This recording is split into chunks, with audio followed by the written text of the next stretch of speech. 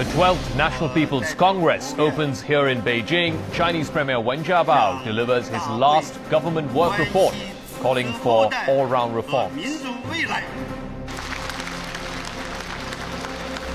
CCTV takes a closer look at the next steps for China's economy as the country's leadership is in a year of transition. An initial tally in the elections in Kenya gives the Deputy Prime Minister Uhuru Kenyatta the upper hand over the incumbent Prime Minister Raila Odinga. And the details are not clear yet, but it appears that EU finance ministers have agreed to give a bailout to Cyprus. That's the fifth country to be rescued. It is noon here in Beijing. 60 minutes of the best stories from China and around the world. We start the news hour in what's been a very important day here in China and its political season as lawmakers meet in Beijing for the first plenary session of the 12th National People's Congress. Premier Wen Jiabao has delivered his last government work report in which he has stressed that the country will speed up reforms in all fields. He's also signaled that the leadership will put priority on the quality of sustainable development. Premier Wen also outlined the government's plans for the year at the opening of the annual meeting of the National People's Congress. Now, this year's NPC has a special significance because at the end of the 2 weeks, they will appoint a new incoming leadership to take over the reins here in China. Our senior reporter Han Bin with our top story on the News Hour. The world spotlight is on China as the National People's Congress convenes. It's the last report of Premier Wen Jiabao's 10-year term. Speaking to some 3,000 deputies, he stressed the need for reforms in all fields. We should focus on improving the quality and performance of economic growth, deepen reform and opening up, and achieve sustained economic and social development. Wen Jiabao listed key areas to strengthen: non-public sectors, the financial system, income distribution system, socialist democracy, and the rule of law. Wen Jiabao says the focus of economic development is to change the growth model and adjust the structure. The target for this year's economic growth is set at 7.5%. This reflects the policy of reforms in a prudent manner described as active and steady. The challenge is how to regulate government controls on the market and expand domestic spending. We should improve the system of checks and ensure power is exercised in a transparent manner. We should unwaveringly combat corruption, establish institutions to end excessive concentration of power and lack of checks on power. The party's new leader, Xi Jinping, has shown greater will to bring about changes. He's vowed to target corruption at high levels and asked to put power in an institutional cage. But putting out corruption to meet public expectations remains a tough task. Wen Jiabao also reviewed the work in the past 5 years. He says the biggest achievement of his term was maintaining economic growth and improving people's livelihood. He raised a dozen challenges for the new government to strike a balance in the interests of various stakeholders to secure both stability and development. Over the next 2 weeks, the lawmakers will review and approve the government work report and vote on the national laws and policies. This session of the legislature will complete China's once-a-decade leadership transition that began in November. One theme dominates Premier Wen Jiabao's work report: reform, one of the most frequently used words. And there are many pages explaining the general policies in dealing with the challenges. The message is clear. The Chinese government has made the consensus in deepening reforms in all fields. Yet, there's not a detailed timetable or specific steps. How to carry out the reform and how long that will take remain a real test for the new government. Han Bin, CCTV, Beijing. All right, quite a few headlines out of Premier Wen Jiabao's last government work report, which has just been delivered to the National People's Congress. Let's try and reflect on some of these by going over live to our senior reporter Tian Wei, joining us from outside the Great Hall of the People. First of all, I think the big headline has been about the GDP target for 7.5%, same as last year. Inflation 3.5%, 0.5% down from last year. You've been speaking to NPC deputies about Premier Wen's last government work report. What were their impressions about some of the targets that he has laid out for the coming year? Well, obviously, all of these targets are wonderful targets. However, there are a lot of challenges in order to achieve some of the targets Premier Wen Jiabao mentioned in his government report. It is not just the GDP growth rate, 7.5% once again for this year, but also many of the goals in terms of the social welfare in this country. As he admitted himself, there might be some different opinions about how the country has been doing over the past 5 years regarding those areas. Might also be some minor dissatisfaction as well. But on those points, Premier Wen certainly outlined a grand plan as to how the government in the next few years going to approach some of those important issues. On some of those important issues, I'm joined here by Professor Bai Chong-en, who is a professor of economics from Tsinghua University. Professor Bai is a CPPCC member. Professor Bai, help us to understand, while you were listening to the government report delivered by the Chinese premier, what is your evaluation of the administration's work over the past 5 years, briefly? The administration faced very tough challenges in the past 5 years. We have the international financial crisis, and I think the administration handled the crisis management very well. And also, we laid out very good foundations for infrastructure building, etc. Of course, there are areas for further improvements as well. And of course, one of those areas is social welfare. We understand that it is one area the Premier emphasized a lot in his government report.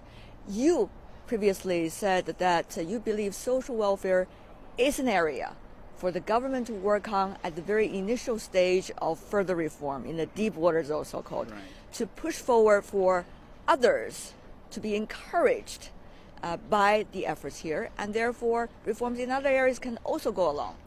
Right. The reform in the social security system have many implications. For example, the long-term sustainability of the fiscal situation. If we don't reform the system now, we may face tough fiscal challenges in the future. Secondly, the labor market. Our social insurance system is still segmented. And with the segmentation, the labor market is not very efficient. People find it difficult to move around because the lack of portability of the social benefits. And if we have better, less segmentation, the labor market's efficiency will improve. Also, we need to find additional sources of funding for a pension program. Those funding well, I think one possible source is the dividend payment from state-owned enterprises. That will not only help improve social security, it will also help to encourage the state-owned enterprises to reform, to better invest their funds. Right. And finally, before we go, there's also an issue about the further progress of the small and medium-sized enterprises. One crucial issue is whether they will have the right channel to voice their opinions to the government. What do you think about this possibility? Any mentioning of that in the government report? In the government report, the government says that we should create an environment so that non-state-owned enterprises can compete on a level playing field with the state-owned enterprises. So that's a very good objective, a very good goal. And as you said, small and medium enterprises may find it difficult to voice their opinion and to have their opinion heard. And I think that's an area we can have some improvement. For example, when we make major policies that concerns small and medium enterprises, we should allow or we should include government agencies or social organizations that represents the voice of SMEs to express their opinion, to influence the policy making. Professor Chong-en Bai, Professor of Economics from Tsinghua University, a CPPCC member who has been listening to the government report earlier this morning delivered by Chinese Premier Wen Jiabao. Back to you in the studio. All right, thanks very much, Tianwei, and our thanks to Professor Chong for joining us and explaining some of the finer points in that work report. Let's try and outline for you the major targets that have been set by the outgoing Premier, both economic as well as social goals for the coming year. 经济社会发展的主要预期目标是 The major targets are to increase GDP by about 7.5%, better coordinate development, hold increases in the CPI to around 3.5%, add more than 9 million urban jobs, keep the registered urban unemployment rate at or below 4.6%, ensure that real per capita income for urban and rural residents increases in step with economic growth, and that work remuneration rises in step with increases in labor productivity. And also, we aim to further improve the balance of payments. All right, so keeping the GDP target at 7.5%, the same as last year. What does this mean? What are the implications? And is this in keeping with China's overall strategy of changing its economic model? We're joined here in our studios by Mr. Wang Xiuwen, our political analyst. This is the same target as last year, 7.5%. How is this in keeping with what China wants to achieve on a long-term basis, which is to slow down the rate of growth and instead change the quality of growth from being not dependent on exports and investment and more into a consumption model? I think the 7.5% is in line with the guidelines set down by the 18th Party Congress. That is, we shift from speedy development to quality development. Yeah. It is very important. And I think it is possible to realize the goal of 7.5%. And 7.5% is also a must for China's economic development, because we have to consider employment rate. We have to consider to keep on development of the Chinese economy. And we have in sight two great goals. That is, by 2019, that is the anniversary of the founding of the People's Republic of China, and the anniversary of the 100-year anniversary of the forming of the Communist Party. And if we don't set a role about 7.5%, it's very difficult for us to one of the realize. reasons the 7.5% is important, because if you have to have a consumption-driven economy, that means people's incomes have to rise. People are not going to spend money if they don't have money to spend. And at the 18th Party Congress a few months ago, the outgoing President Hu Jintao had outlined the goal of doubling people's incomes. Yeah. Was there any mention of increasing household incomes in the outgoing Premier's work report this morning? And where do you see this process of increasing people's incomes move as the new leadership comes in? That's really a big challenge as far as I see it, because our goal is to redouble the income level of the Chinese people in about 10 years' time. Yeah, that's a really big challenge. On the one hand, development of Chinese economy is restrained by both domestic and international situations. True. And internationally, I didn't mention that. And in addition to the financial difficulties in some countries in Europe and in some other areas, we also have other challenges. For instance, the tension in the East China Sea. And that, to some extent, is not a positive factor for China's development. Okay, I'm going to come back to Mr. Wang Xiuwen in just a moment. A lot of issues covered in that work report delivered by Premier Wen Jiabao, also addressing what has been a big priority, a big concern among ordinary Chinese people in recent times, responding to concerns about the environment, the quality of air, the quality of water, and the quality of soil and food. 要坚持节约资源和保护环境的基本国策。 We should greatly boost the conservation and reuse of energy and resources, give priority to saving energy in industry, transportation and construction, and in public institutions, restrict total energy consumption, and reduce energy and materials consumption and carbon dioxide emissions. We should speed up adjusting the economic structure and distribution and upgrade related standards, practices, and laws and regulations. We should adopt effective measures to prevent and control pollution and change the way we work and live. We should resolve to solve the problems of serious air, water, and soil pollution that affect the people's vital interests, improve environmental quality, and safeguard people's health, and give the people hope through our concrete action. 采取切实的防治污染措施。 All right, the issue of environment concerning Chinese people greatly in recent times, particularly on the back of what we saw here in Beijing a few weeks ago. We're still in conversation with Mr. Wang Xiuwen. Probably the first time that we've seen in a work report where the environment has been given so much priority and so much emphasis. The Premier saying we should resolve to solve the problems of serious air, water and soil pollution that affect the people's vital interests. Tell us how important this issue has become in recent times for Chinese people, and what is the Chinese government doing about it? I think the environmental protection has indeed become very imperative in our development goals. And the smog in January is very impressive. Everybody experienced that in Beijing and as well as in many other cities. Yeah, many cities in North China, even in Central China. We must do something. And otherwise, what's the point of economic development? True. To improve the livelihood of the people. When we have very dirty air and we get all the people get ill, what's the point of development? So, while to realize a clean environment, it is very challenging. The challenge is no less than economic development. And I think what is most important is for the government to carry out what has been laid down. To my knowledge, we already have laws about environmental protection, but those laws are not earnestly implemented.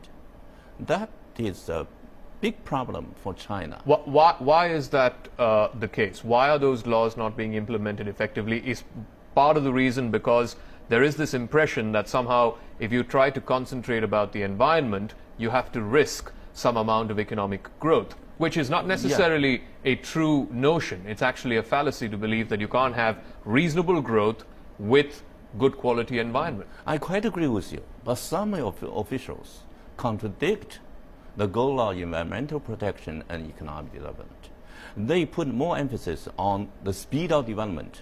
They are more interested in putting up very tall buildings to show that in their city they have a very tall building. So those sort of things. That's one aspect. There is another aspect that is affecting the implementation of the laws about environmental protection. That is corruption. And personally, I had such experience, and my friends told me in some areas, in some places, for instance, there's a river, and they saw, well, there's dirty water flowing into the river. And I asked my friend, why? And nothing is done about that. And he said, well, that's very simple. When the higher authorities send in inspection people, well, there's no dirty water flowing into the river. But when the people are gone, well, the dirty water keeps on. And sometimes, even with people inspecting the environmental protection, well, the enterprises may resort to bribes. They offer the inspectors some money, then everything is okay. Or sometimes they pay some fines, then everything is okay. And if we cannot get rid of those sort of practices, it's very difficult for us to fully implement the laws about environmental protection. All right, we'll have to leave it at that. Hopefully, with the emphasis of the new leadership on fighting corruption, some of this might change. Thanks very much, Mr. Wang Xiuwen, for giving us his perspective and analysis on some of the finer points that have been raised in Premier Wen Jiaba's government work report that has been delivered to the 12th National People's Congress as it opened here in Beijing. You're watching the News Hour here on CCTV News. All right, as always, diplomats from many countries around the world are expressing great interest during this year's political season. CCTV reporter Ho Na gets us some of their perspectives and what exactly the world wants to know about China's political season. They are here to look for answers. They represent the international eyes during China's most high-profile political event. The Canadian ambassador is no stranger to China's legislature and the top advisory body. It's his 8th time here. Besides anti-corruption and environmental issues, he thinks quality growth is key. What the new government will be aiming at is more quality growth. And I think that There's a lot of potential for the growth to continue, which will be good for China, but good also for the world because we all benefit from China being successful. The political season offers a good chance for the diplomats to learn about China's decision-making process. Their growing concerns reflect the rising influence of China. They know what's happening here affects the rest of the world. By studying the government report, they get to know more about China. They also have great expectations for new leadership. The Turkish ambassador says he still remembers what Premier Wen Jiabao said in his work report in 2009. He thinks implementation has been good through the years and looks forward to the future. I am pretty confident that the new administration and the new line of leadership is going to continue with that program. And I am pretty, strongly feeling that I have a strong, let's say, sixth sense that I think the continuation is going to be rather strong, very determined, people-oriented.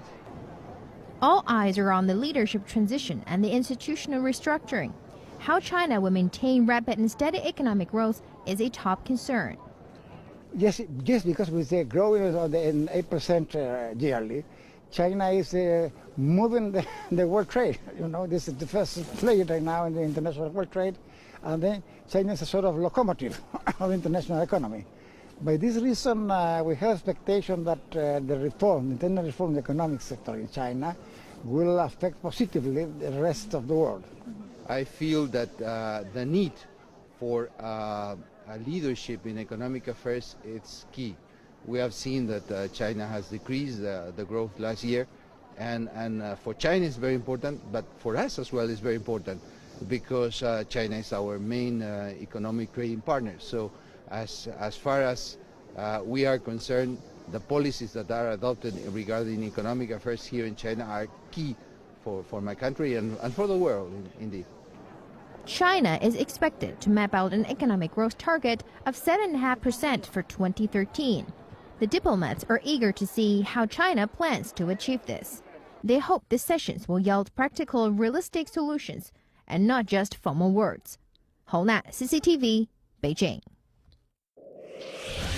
Senior reporter back at the annual NPC and CPPCC sessions. Sharp questions. Headline-grabbing answers. China at a new era.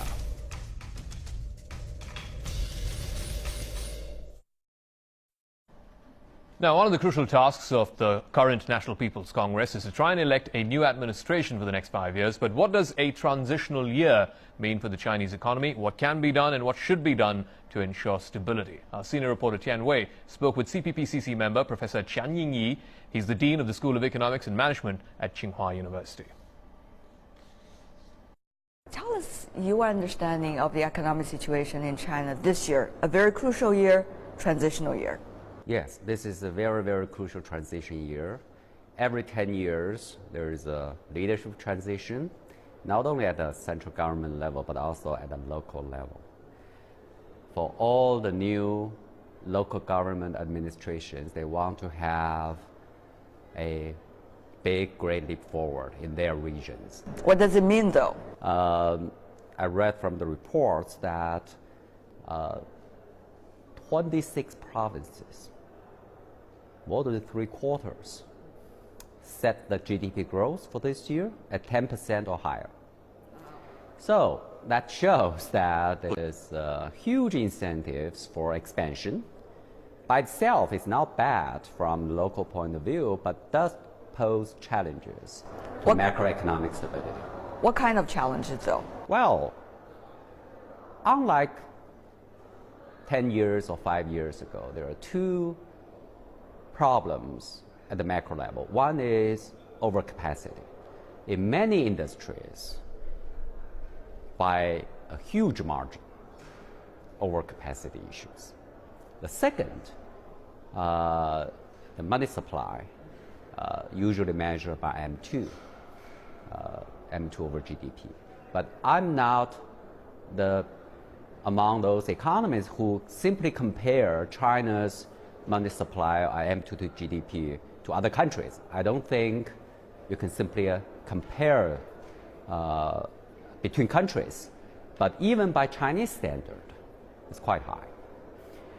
By itself, it may not be a problem, but it does put pressure on the on macroeconomic potential stability of the economy. What is the worst scenario and the best scenario? I don't think there's a worst scenario or best scenario. No? Because I think that we are more experienced than before. If you say the worst scenario would be inflation plus asset market bubbles together. So far, we don't have that yet. The inflation measured by CPI is still below 3, but maybe around 3. That's manageable. So therefore, there are a lot of instruments still at the disposal at the central bank. But I just said that given the past experiences, that every 10 years there will be new pressure build up. 1 year from now, next time you're coming to the CPPCC or MPC sessions, what do you think might have been some of the things that China have done over the year that have made China successful to go through that bumpy road? I don't call it bumpy road. You don't think it's bumpy? No, I don't think if you know. What is the by international standard?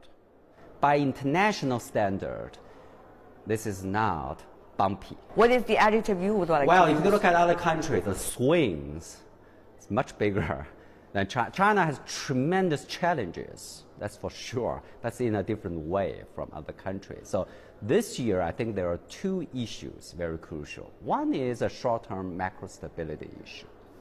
But the longer or deeper problem is to come up with a blueprint of reform programs with a timetable that will guide next 5 or 10 years.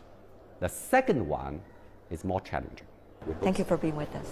Thank you. Thank you very much. All right, stay with us here on the News Hour. When we return, all the global headline stories, including the initial results in the Kenyan election. The Deputy Prime Minister Uhuru Kenyatta has the upper hand over the incumbent Prime Minister Raila Odinga, even as violence mars the day. And dozens of people are dead after a passenger plane crashes while trying to land in the Democratic Republic of Congo. Those stories and more when the News Hour returns.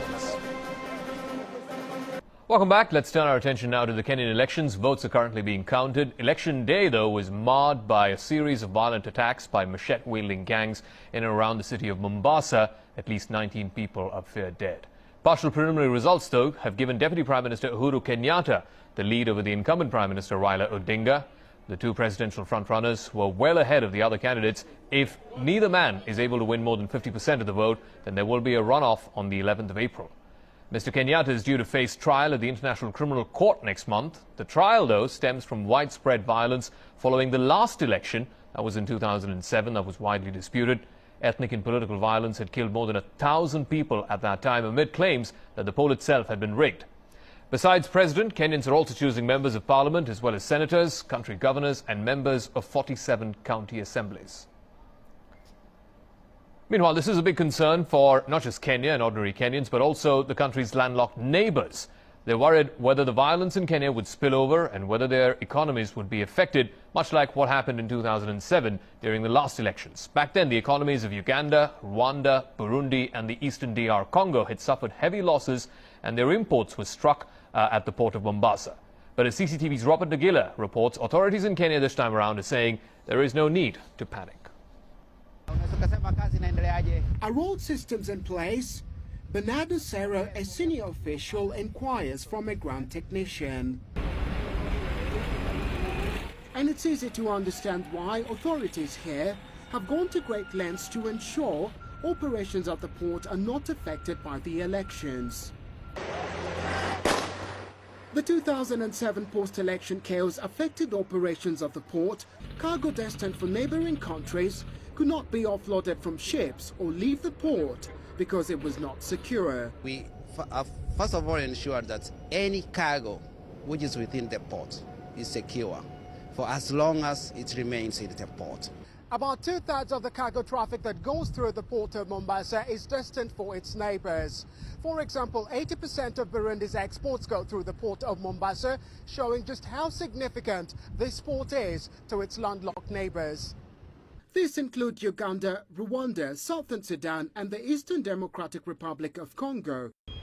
And it's in between the port and the cargo destination that the chain broke down.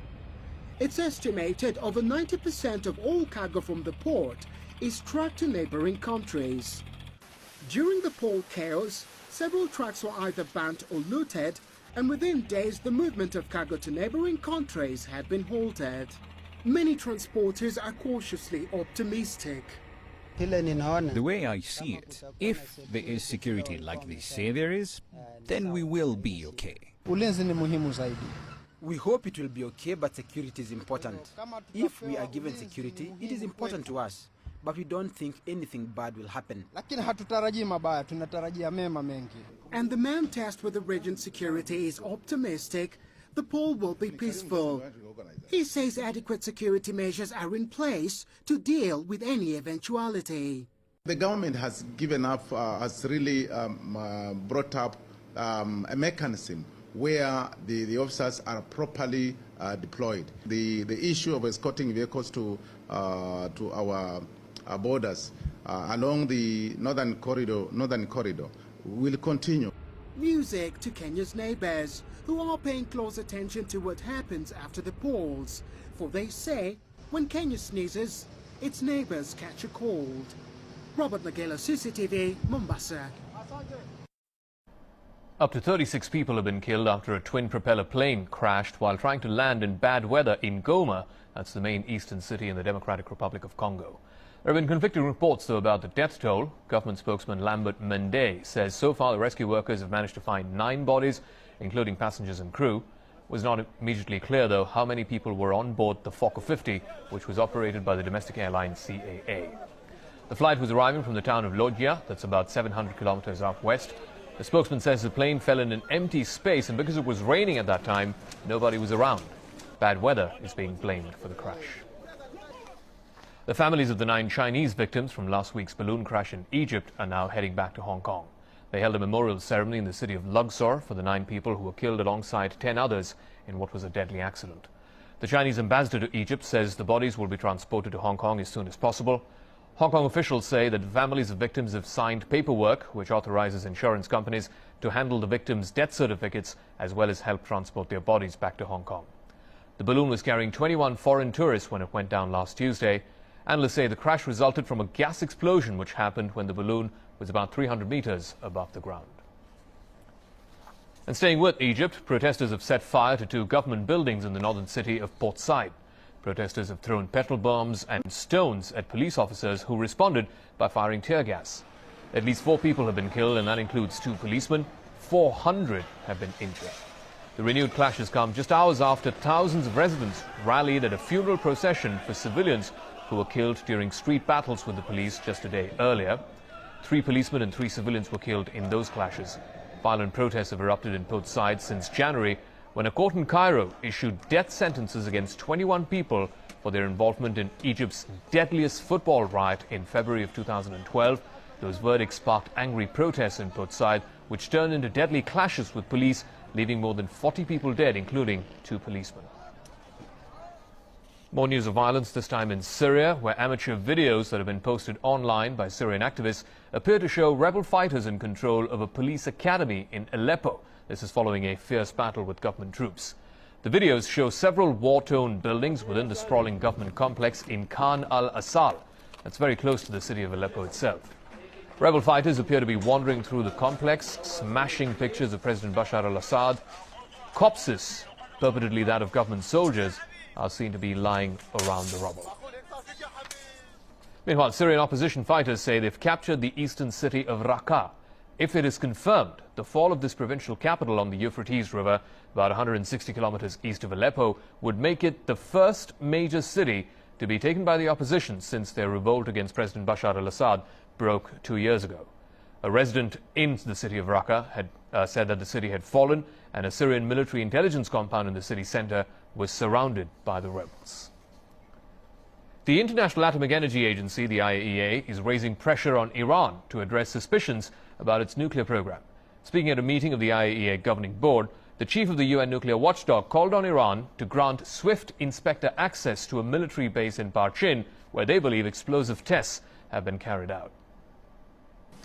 There are many options for the IAEA, and what the IAEA has been doing is to have intensified dialogue with Iran to resolve all the outstanding issues, which include issues with possible military dimension and, of course, Parchin. And we will continue to ask access to the site of Parchin. Airing frustration at the lack of progress in these investigations, the IAEA chief, Yukio Amano, made these comments in Vienna to the agency's Board of Governors. He also said that negotiations with Iran must proceed with a sense of urgency and be focused on achieving concrete results. Amano also added that because Iran is not providing the necessary cooperation with inspectors, the agency cannot conclude that all nuclear material in Iran is being used for peaceful purposes. Iran, though, insists that its nuclear program is entirely peaceful and aimed primarily at producing electricity. Stay with us here on the News Hour. When we return, we'll get you all the top business stories, including Cyprus becoming officially now the 5th country in the Eurozone to be granted a bailout. We'll try and get you further details on that story. Also at the EU finance ministers' meeting, they've outlined the uphill battle that they face in 2013 as the entire region is struggling to get growth back. The News Hour is back in 2 minutes. All right, welcome back. Time to talk business, and Heidi now joins us. The market's wild day yesterday. Today seems to be slightly better. Yeah, still wilder, but on the upside. So investors are feeling pretty good about the no doubt slew of policy announcements we'll be getting as we get through this week. But first, let's take a look at Europe, where the bloc's finance ministers have pledged to agree to a bailout for Cyprus by the end of March, but they haven't yet agreed on how best to finance it. The ministers explained that a variety of options to finance a bailout and ensure that it's sustainable are available. These include Cyprus repaying back what it borrows. In a statement, the Eurogroup called on the international institutions and Cyprus to accelerate their work on building blocks of a bailout program, and also agreed to target political endorsement of the program around the second half of March. The Troika, that's the EU, the International Monetary Fund and the ECB, will send a mission of experts to Cyprus for a technical analysis of the country's financing needs and to get a better understanding of the new Cypriot government. Cyprus requested a bailout back in June last year, but the country's communist-led government failed to reach an agreement with its international creditors. A new Conservative government took office last month and negotiations have since intensified. The total bailout, including financing for general government operations and to finance existing debt, could be up to 17 billion euros. That's equivalent to Cyprus's total annual GDP. Well, the Eurozone's economic revival is topping the agenda for the region's finance ministers' meeting that gets underway later on today. But the outlook of the single currency bloc remains pretty dire, thanks to a non-functioning Italian government, high-level budget deficit and weak economic growth.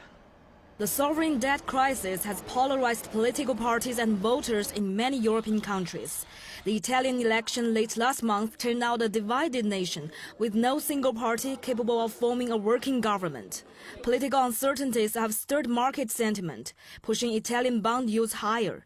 Analysts say Italy's political stalemate could spread to other parts of the region, causing a new round of budget crisis that may tip the bloc into fresh uncertainty. Official data show European countries' deficit levels remain high despite continuous austerity efforts.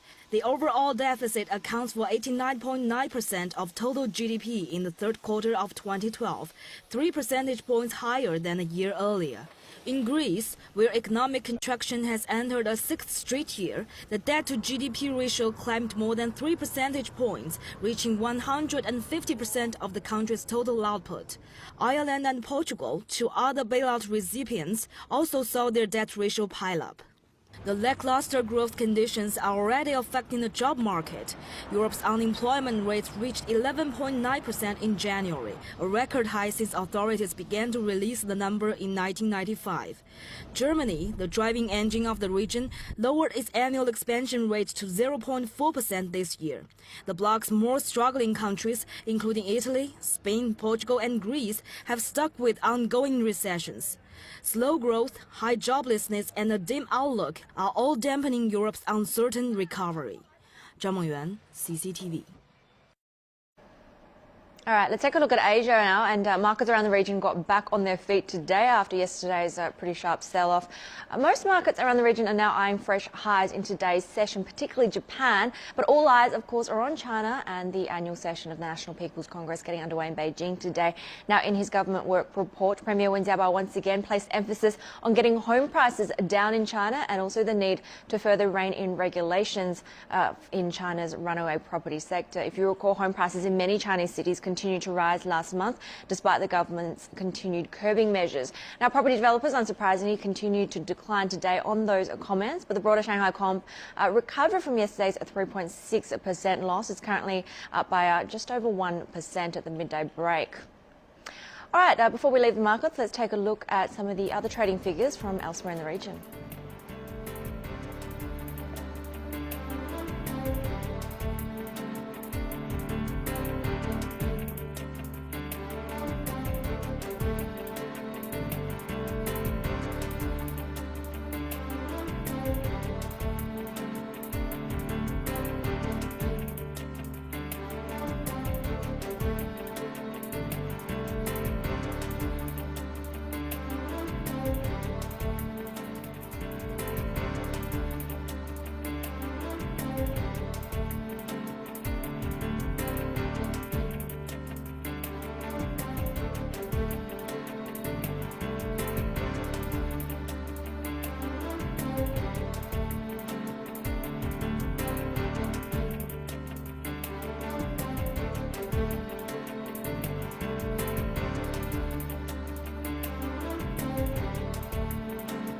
All right, good to see them green around the region. You're up to date with Biz. I'll be back at 4 p.m. with Biz Asia when the markets close. And Zachary, it's a busy week for our Asian investors. We've got the BOJ nomination coming up soon as well. And yeah, lots to look out for. It'll be interesting. I'm particularly interested about the real estate stocks.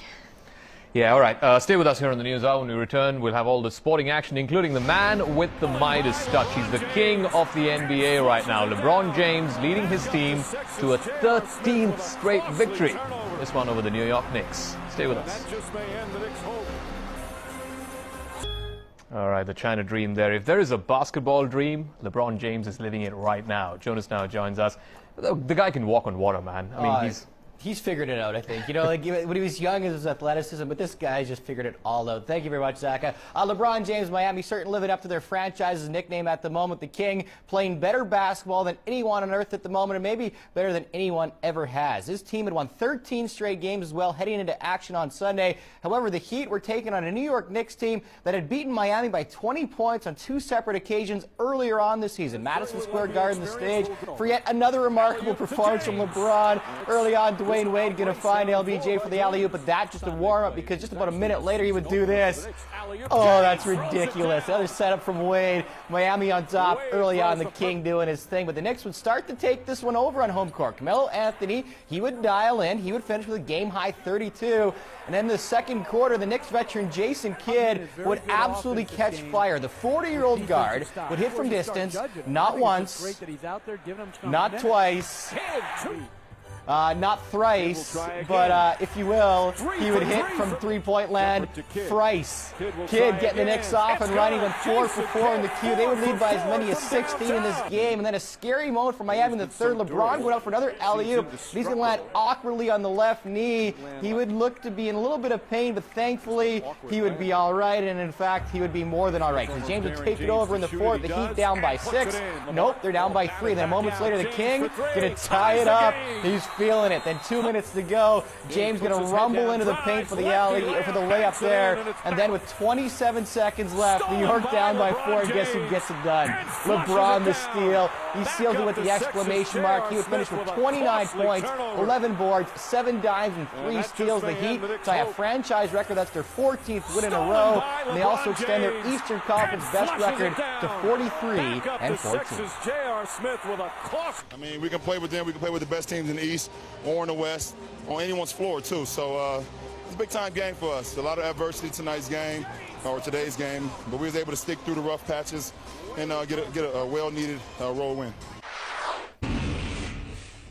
Elsewhere around the association, the LA Lakers and Dwight Howard head into their game against the Atlanta Hawks. Winners of 4 of the last 5. Late in the first Q, Kobe Bryant going to knock down the triple there to put the hosts up by 6. He would lead LA with 34 in the night. Jump to the third, Lakers up by 14. Bryant with the lob for Dwight Howard. He throws it down. 11 points, 15 boards for the big man on the night. The Hawks, though, would turn things around. It's tied in the fourth. Team tied at 86. And Zaza Pachulia, the great pass for Al Horford. Horford led the ATL boys with 24 points. Then another dunk from Horford. Going to put the Hawks on top, but Kobe going to drive, and he'll go high off the glass to give the Lakers the lead. And after a timeout, Atlanta will look to retake the lead. They're going to go down low to Josh Smith, but some good defense from the Lakers there. They'll contain him. He kicks it out to Steve Blake, but time would expire. LA win this one 99-98. They're now back to 500 for the first time in more than 2 months. 2.5 games out of the final playoff spot in the West. Elsewhere around the NBA, Oklahoma City held off a late rally by the Clippers to win by 4. Kevin Durant had 35. Russell Westbrook tipped in with 29 and 10 assists. Houston thrashed Dallas, and they are still 2.5 games up on the Lakers for that 8th and final playoff spot out west. Chandler Parsons red hot, a career-high 32 on 12 of 13 shooting for the Rockets. Also picking up wins were Memphis, Sacktown, Washington, Indiana, and San Antonio. Turn to the links now, where America's Michael Thompson headed into the final round of the Honda Classic in sole position to claim his first career PGA Tour win. Thompson carrying the joint overnight lead into what would be a testing final round in Florida. Strong win, certainly providing a challenge for Thompson and the chase pack. Rookie Luke Guthrie shared the overnight lead with Thompson, but he would finish third after a 3-over par 73. Jeff Ogilvy shot a 1-under par 69, and this here on the 14th, certainly a great moment for him, I should say, for 16th. Chips in there for the birdie. And then coming down the stretch, he would have an eagle attempt that would just miss. He would tap in for birdie there, putting a little pressure on Thompson. And Thompson, who tied for second at last year's U.S. Open, when he looks back at this tournament, well, this will be a big moment for him. On the par 5 third with a chance for the eagle, he rolls it in from distance. That one flying on the bottom of the cup. The Arizona native after that would have an up and down final round, but he would do enough to hold off Ogilvy. He would match the Aussie with a final round 69, and Thompson would end in style. A birdie at the last, ensuring he picks up his first career win at the Honda Classic. He beats Ogilvy by 2 strokes. Well, that is our time here for Sports. Full edition of the show coming your way 3:30 p.m. Beijing time. But for now, back to you, Zach. All right, thanks very much, Jonas. And that's a wrap of the News Hour. Before we go, we'd like to remind our viewers we have continuing coverage of the twin sessions here in China, the CPPCC and the NPC, continuing coverage through the next 2 weeks here on CCTV News. Wrap of News Hour. Dialogue is coming right up. Stay tuned. Bye-bye. Frequently used words. And there are many pages explaining the general policies in dealing with the challenges. The message is clear. The Chinese government has made the consensus in deepening reforms in all fields, yet there's not a detailed timetable or specific steps. How to carry out the reform and how long that will take remain a real test for the new government. Han Bin, CCTV, Beijing. All right, quite a few headlines out of Premier Wen Jiabao's last government work report, which has just been delivered to the National People's Congress. Let's try and reflect on some of these by going over live to our senior reporter Tian Wei, joining us from outside the Great Hall of the People. First of all, I think the big headline has been about the GDP target for 7.5%, same as last year. Inflation 3.5%, 0.5% down from last year. You've been speaking to NPC deputies about Premier Wen's last government work report. What were their impressions about some of the targets that he has laid out for the coming year? Well, obviously, all of these targets are wonderful targets. However, there are checks on power. The party's new leader, Xi Jinping, has shown greater will to bring about changes. He's vowed to target corruption at high levels and asked to put power in an institutional cage. But putting out corruption to meet public expectations remain a tough task. Wen Jiabao also reviewed the work in the past 5 years. He says the biggest achievement of his term was maintaining economic growth and improving people's livelihood. He raised a dozen challenges for the new government to strike a balance in the interests of various stakeholders to secure both stability and development. Over the next 2 weeks, the lawmakers will review and approve the government work report and vote on the national laws and policies. This session of the legislature will complete China's once-a-decade leadership transition that began in November. One theme dominates Premier Wen Jiabao's work report: reform. One of the most.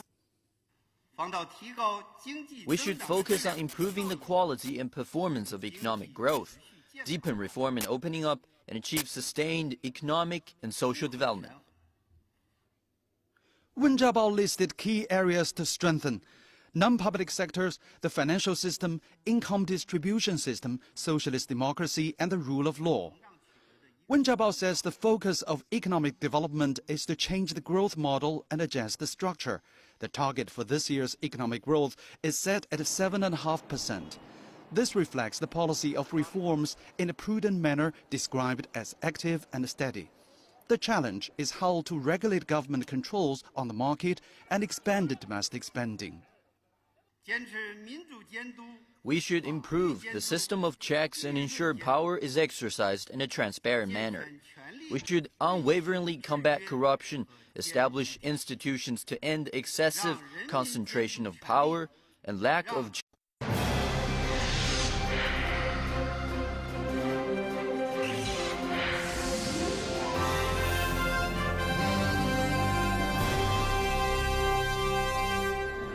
The 12th National People's Congress opens here in Beijing. Chinese Premier Wen Jiabao delivers his last government work report, calling for all-round reforms. CCTV takes a closer look at the next steps for China's economy as the country's leadership is in a year of transition. An initial tally in the elections in Kenya gives the Deputy Prime Minister Uhuru Kenyatta the upper hand over the incumbent Prime Minister Raila Odinga. And the details are not clear yet, but it appears that EU finance ministers have agreed to give a bailout to Cyprus. That's the 5th country to be rescued.